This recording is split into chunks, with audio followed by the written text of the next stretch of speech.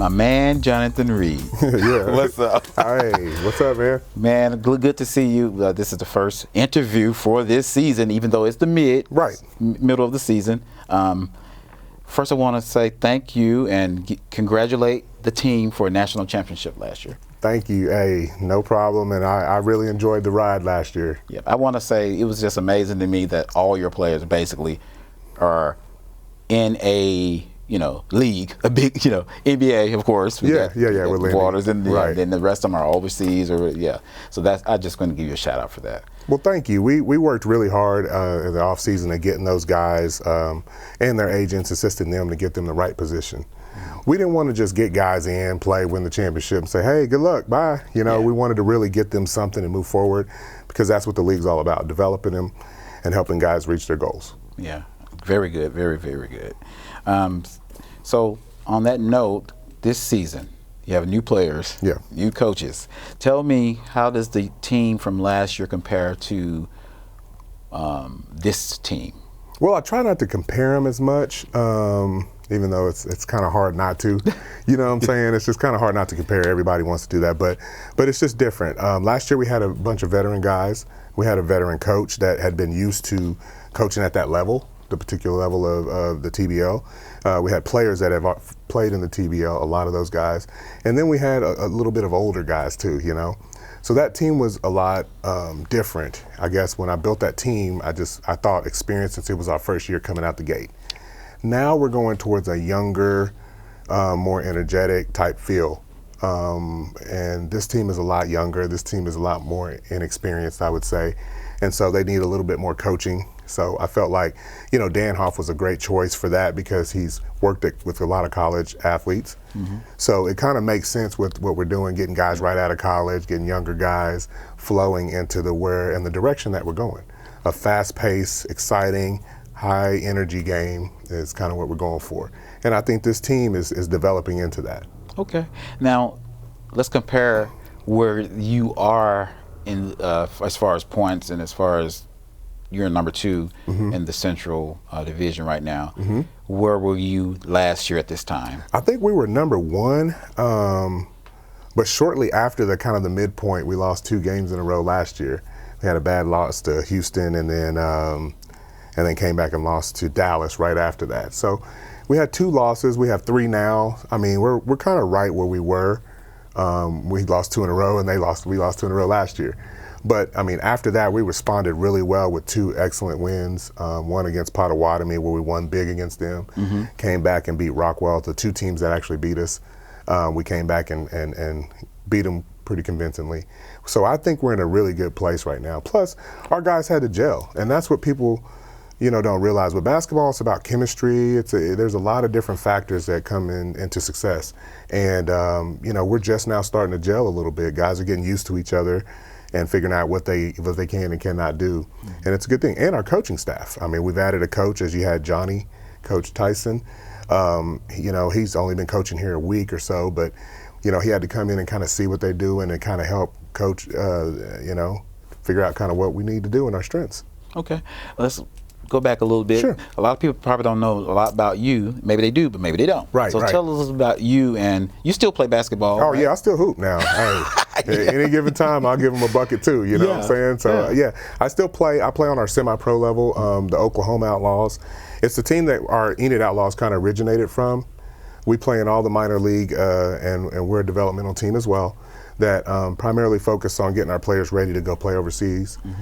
And on tours and different things like that. And our Devin Harris, our point guard from last year, starting point guard, he came from that Oklahoma Outlaws team. It's just been something I've been doing for, I think, 12 or 13 years, just developing players. And it started when I was playing overseas.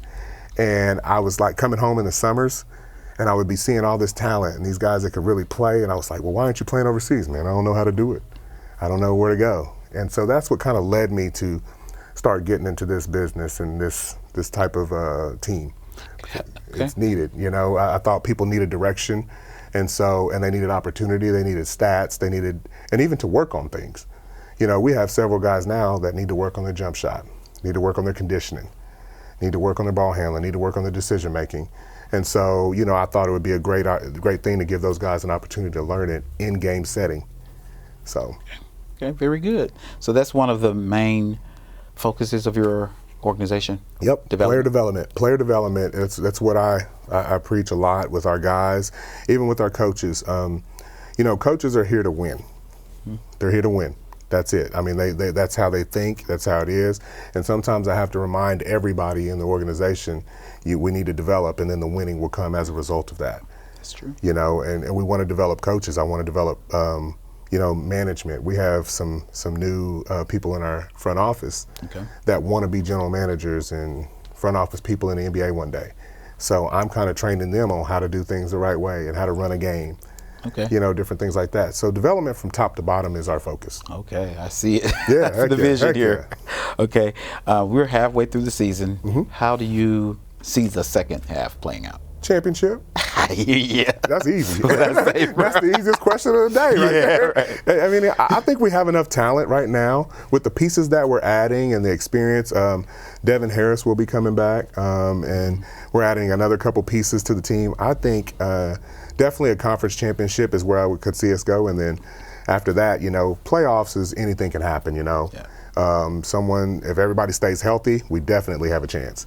The difference is we had some injuries. I mean, we had 3 post guys sick the same day. Yeah.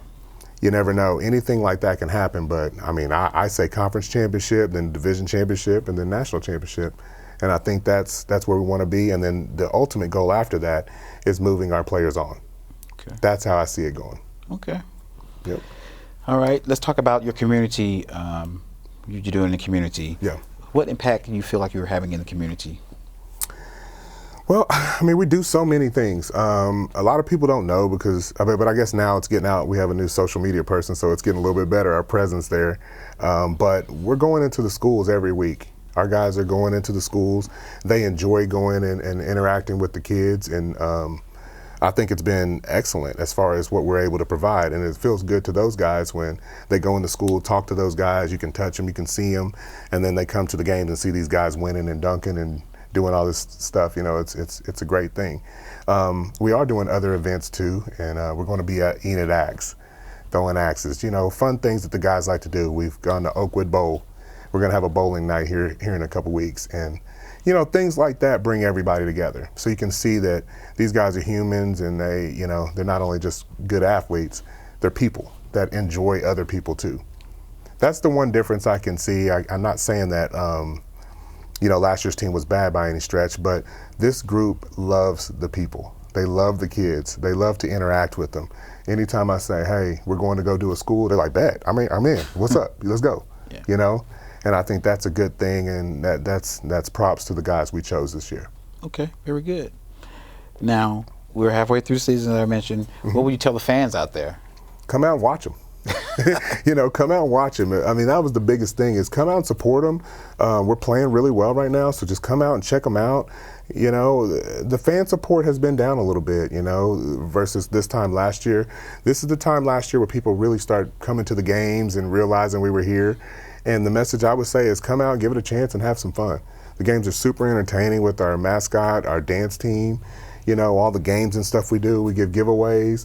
We have a lot of exciting things that are going on. And, in Enid, there's more things to do than people think. Yeah. And it's getting better and better and better. But we just want to add to the entertainment value of what we're providing for the city and give you guys an affordable way to have fun, enjoy, and possibly see an athlete that you may not ever see again. Yeah, I mean, you think about it, Lindy's in the NBA right now, and we were having him for that short time for that first season, and he'll never play for Enid again. But if you were lucky enough and to come out and support us early, you would have seen him. We had another guy that just left us, D'Angelo. He's in Mexico right now. He has the potential to go do great things, but he was only here for some of the season. He got that call, came to us, and how could I turn that down? I have to let a guy go off and pursue his dreams, but you got to go see him while you can. So if I were to say anything to the fans, I would say, hey, don't wait. Come out right now, check them out, and come watch a game. Okay. So how do you feel the coach and the team dynamics have changed since last year? I would say it's just that you have to deal with younger players different. I think Coach has a great demeanor. The coaching staff has done a great job of handling these young guys and the way we come out and do things, and we've handled our adversity because we've already had a lot of adversity. I mean, heck, we lost our first game. Last year we were 8-1 before, 8-0 before we even lost the game. This year we lost the game early. That was on the last second play we fouled a guy on a 3-point shot or something, and I think the way our staff has handled it was really, really good. We didn't panic. We just kind of went in. We talked about it. We tried to fix it so we don't make any in-game or late-game, mistakes like that. But ultimately, I think they've handled the guys really good, from everything on the court and off the court. And I think that's a great thing, and props to my coaching staff. Okay. Now, what would you tell the young people out there that may be in high school or elementary or whatever and say, I want to be on Enid Outlaw when I grow up? What would you tell them? What should they be working on? And what advice that's a great one. Work hard. And that's the biggest thing is we look for people with character that work hard. It's about the basketball. You have to have a certain amount of talent. But guys always look for things off the court, your intangibles, like how you respond to adversity. Like I just talked about that. So I would say to a young kid, make sure that you're working hard, making sure you show character on and off the court, and then you have a chance to do whatever you want and make it to any level. Look at Lindy. I mean, he was just one of those guys that came in and, I saw something in him, reached out to him and said, hey, I want you to be a part of this. And he was kind of apprehensive at first. I've never heard of y'all. And I'm like, well, this is what we have to offer and blah, blah, blah, blah. And he came in. And anytime I asked Lindy, this is what I can say for people, they always ask me, like, what was different about him? I asked Lindy to do something. It was always yes. Always. I said, hey, Lindy, we're going to go speak to these kids. He was like, okay, cool, man. What time do I need to be ready? Hey, Lindy, I need you to come and meet me here. One time I was up in Enid and another player didn't show up. And I said, hey, Lindy, I need you to drive up here. He was like, okay, it's going to take me 45 minutes. I'll be there. And he was always willing to do that. And in return, he was the same way on the court. He was really good and coachable. His player development sessions, really, really good. And that's what I would say to kids, be coachable. Mm-hmm. People that are trying to tell you something to improve yourself, always listen, hear them out, and be coachable, and then work your tail off. Okay.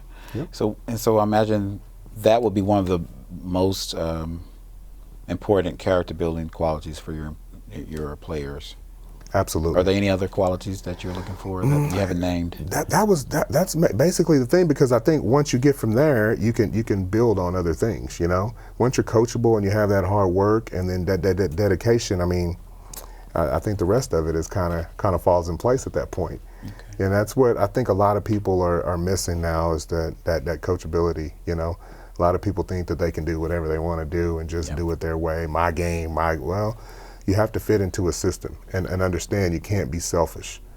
Our guys right now are learning how to play as a unit and play together, and I think that's the difference in the last game we lost to Potawatomi versus the game we played here. We shared the ball. We had a lot of assists. Guys were covering each other on the court, on defense, and passing the ball to each other on offense. And when you have something like that, you build something special.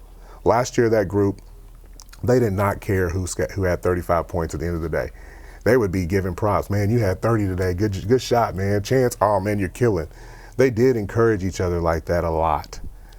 Hey, man, I hope you get it, get that dunk. You should have got it last time, stuff like that. But they were all positive as far as with each other. And I think that was a special thing. Okay. I know last year, everybody was doing a three-pointer shoot. It's all over the place. Yeah. What would you say some strengths like that are for this year? Our strengths, we can get to the basket. We can get around guys. We have more penetrating guards that can actually, make a move off the dribble and get by guys a lot better. I would say that. Three-point shooting, it's hard to when you have Lindy and Charlie. Yeah. I don't know what their percentages were exactly, but I know they were high. Yeah. So, with that, maybe not as good three-point shooting, but I think getting around and our versatility, that's what I would say. We have a lot, our guys can kind of do multiple things. I think Coach likes versatile guys, and I think he kind of wanted to choose more guys that fit that mold. Okay. Yeah. Well, I really appreciate you. Man, I appreciate you. But before you leave, what plans do you have for the Outlaws? Just to keep expanding. Okay. I want to keep expanding. I want to fill up the Stride Bank Center again. It was an amazing thing in the championship game last year. Yeah. I mean, you go in there, we had all the shirts out, everybody in white, and you know, you come out and you had a war on the court. I mean, it was just an unbelievable environment, and people don't understand how much the fans had to do with us winning that championship. A lot of people say that you know, Enid is one of the hardest gyms to play in. They're like, I mean, even in the league, you know, meetings, they're like, hey man, Enid, y'all better not get home and court advantage because you ain't gonna win in Enid, you know, because that's the reputation we're getting, and I loved it. And it's because of people coming out and supporting it. We want to build that and build it up and make it even more of a factor for us. So, you know, if people could come out more and just come out and just share this experience with us, that'd be great. And I want to continue to build up Enid, and, you know, and we have other events we're bringing, you know. We're you know, I'm trying to get my guys to do a talent show. We want to do a talent showcase to see what other type of skills our players have and around the city of Enid. That'd be cool. So we're doing all kind of different events. Basketball camps are coming up. We will have a basketball camp coming up in May. We'll be announcing that soon. And just stuff like that. We just want to give back and have fun with everybody and keep building this thing. Okay. Well, we really appreciate you here, and we love what you're doing with the team, with the organization, and with you're hiring great coaches, great. Oh, yeah. You know, you got a great team. So hey, we're loving it here in Enid. So thank you. And anybody reach out to us, you know, they want something, special request or something, want us to come by your school or your business, just reach out to us. I mean, we're on the website, we're on our Facebook, we have all the social media stuff. Reach out to us. If you think of something, we've been approached with a lot of stuff, and most of it we're able to do. All right. All right. Thanks, man. Cool, man. Thank you. I love being here, and I love you. Appreciate you doing this for us. All right. Thanks. All right.